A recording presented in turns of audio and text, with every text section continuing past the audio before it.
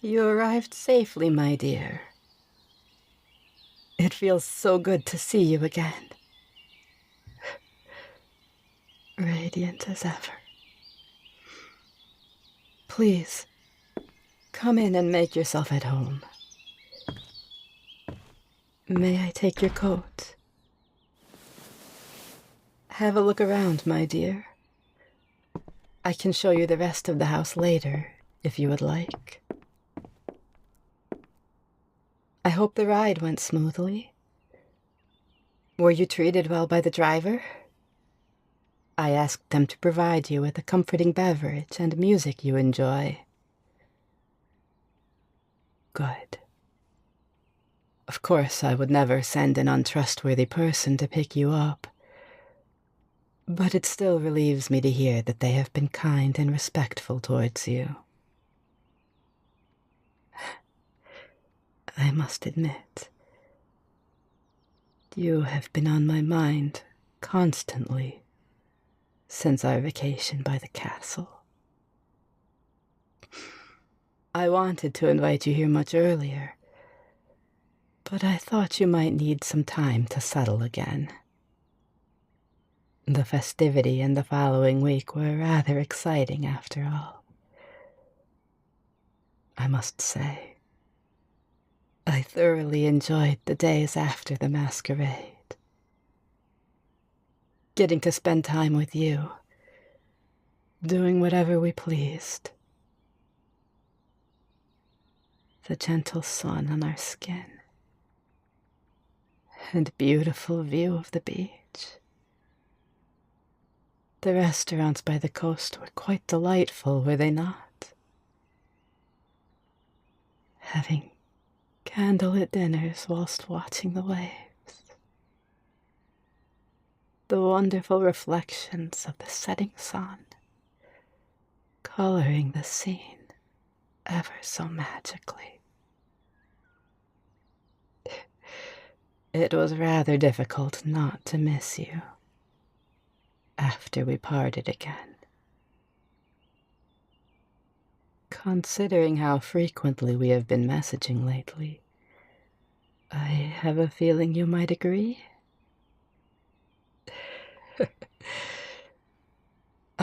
About that, I did mention we would be getting company today, correct? An old friend of mine was not able to attend the masquerade this year. I wanted to introduce you two in a comfortable setting. So I thought some afternoon tea might be the perfect occasion. Good. I was a bit worried I forgot. But I know many prefer not to be surprised by strangers in their vicinity, especially in entirely new surroundings. Though, you seem to be feeling quite homely already. It joys me to see that, my dear. Knowing you do not fear my presence. That, despite everything I have said, you still feel safe and comfortable by my side. I must say, the more I get to know you, the easier it is for me to control myself around you. Realizing you are more than merely your blood. More than just a pretty face. These words must sound barbaric to you, my dear. But after being isolated for as long as I have, and having lived for hundreds of years, the lines do tend to blur a little. Even before I left the castle, the vampires in my vicinity have not been the best companions. They were rather cruel, and did not seem to care for the life of another human. But the more time I spend with you, my dear, the more I feel like a person, rather than a monster. With every passing moment I spend by your side,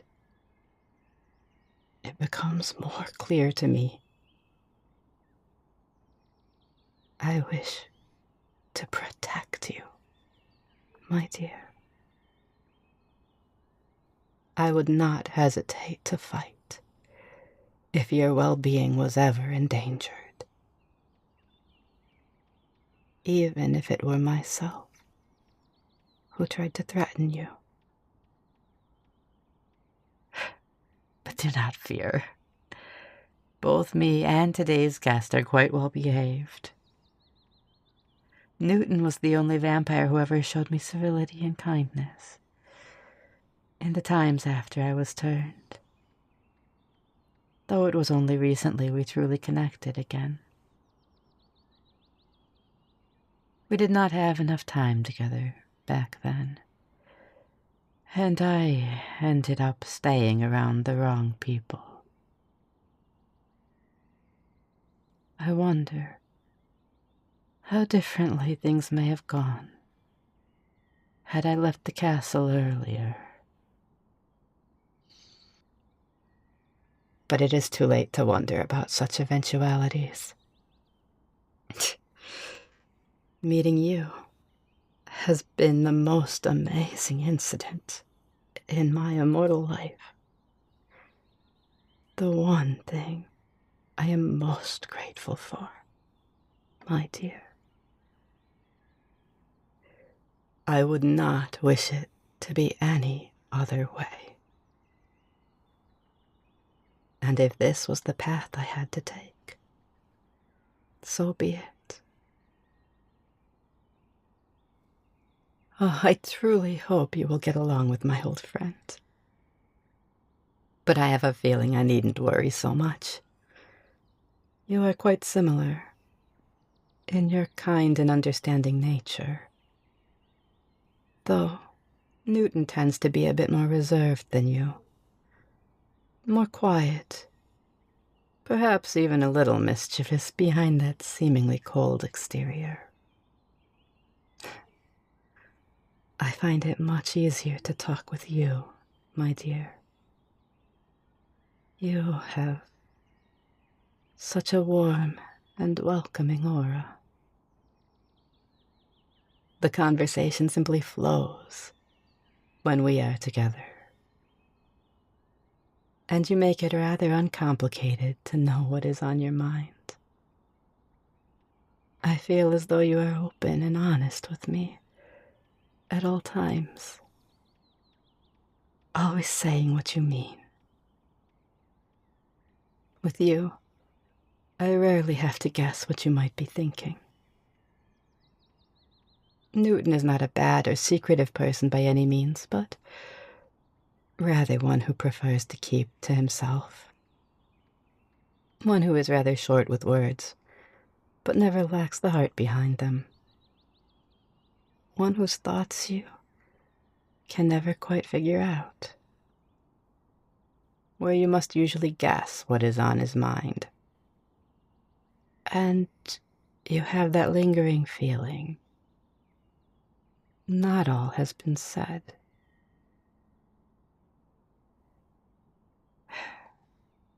Back when Newton and I first met, poetry was the reason we connected. Something we both had in common.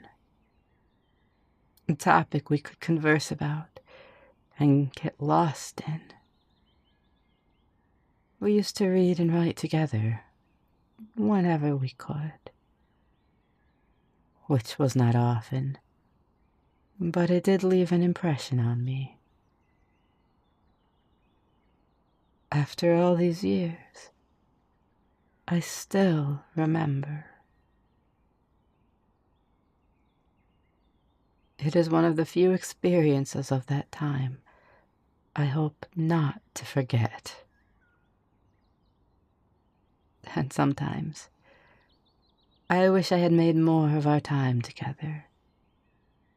accepted more of Newton's invitations. But that is another incommutable decision of the past. No sense dwelling on it. But that is part of the reason I wanted both of you to meet. Last year, when I finally decided to visit Lucia's celebrations again, we met and reconnected, after not attending for about a century each. But there, Newton approached me. We began speaking again, and it almost felt as though no time had passed between then and the first time we had met. I was hoping I would get a chance to introduce you at the festivity this year. But since that did not work, I decided to invite both of you for tea instead. If you would like, you may stay for dinner as well, with only the two of us. I planned to prepare something enjoyable for you, should you decide to stay. Perhaps we could read books together, listen to music, or watch a movie. I also had a guest room prepared, in the case you wanted to sleep here tonight. But all of these are simply offers. I would not be upset if you refused. Getting to see you has already made me feel overjoyed. I would rather not push you too far today. For some people, having to interact with a stranger might already drain most of their energy. If you simply wish to go home after tea, that is quite all right too. Or, if you get overwhelmed during, you may also leave at any time. Newton is a very understanding person, and you do not owe anyone your presence. Your well-being is most important to me, and I would never want to push you beyond your limits. This is simply meant to be an enjoyable afternoon of it, inviting you into my life. And perhaps an excuse for me to get to spend more time with you.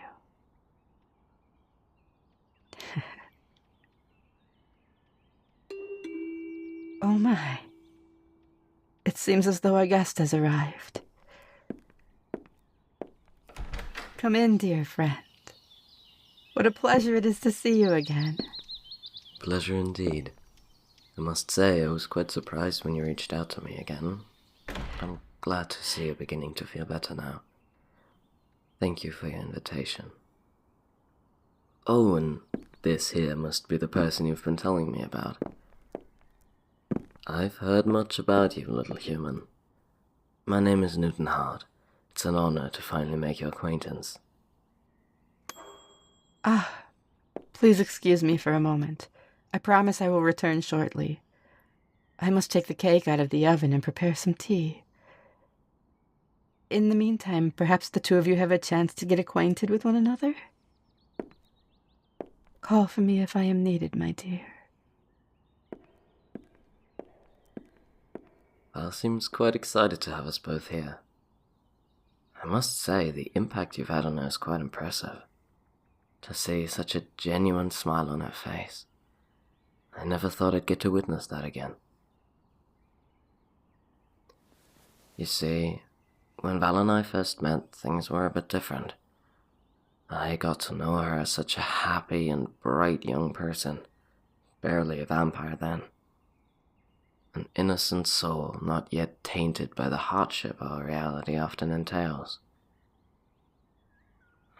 It is not my story to tell, but unfortunately a rather common experience.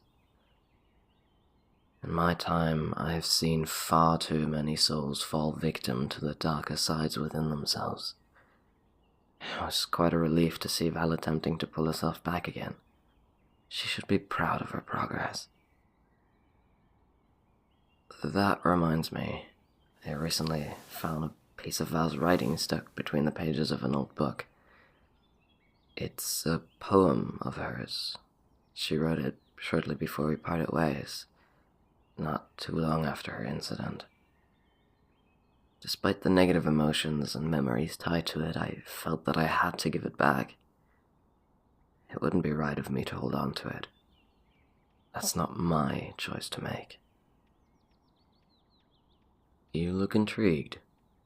I would ordinarily suggest to have the right to do the honors, but I doubt she would be comfortable performing it. She was crying when I first heard it. It almost broke my heart.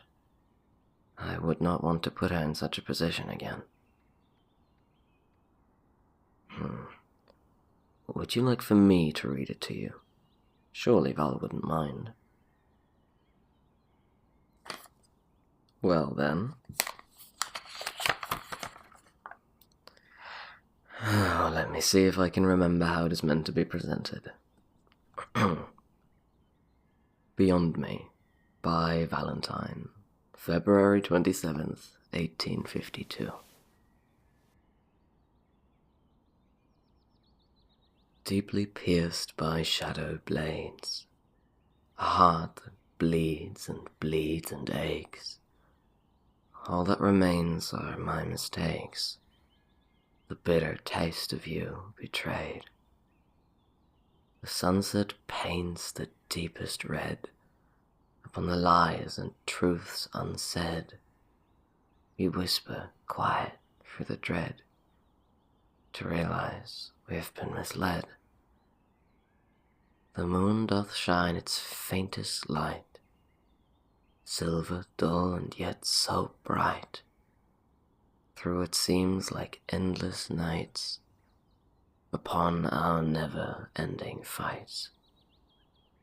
And as the tides around us rise, we let go and follow blind, try to grasp what lies behind the wall of fear, us trapped inside. I call a name like hollow word, watch it buried by the world. Sand runs out, my memory blurs, silenced secrets re-emerge. Yet a faint light slightly sparks, lets me taste beyond the dark, a single breath of guiltless heart, so that now my path is marked. As it settles, it grows heavy, the burden that we now must carry. On my tongue the pungent memory, one to keep, forever spreading.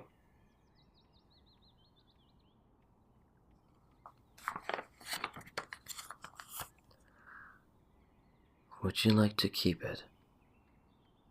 Phil would likely only end up burning it. I have a feeling you might take better care of it. Thank you.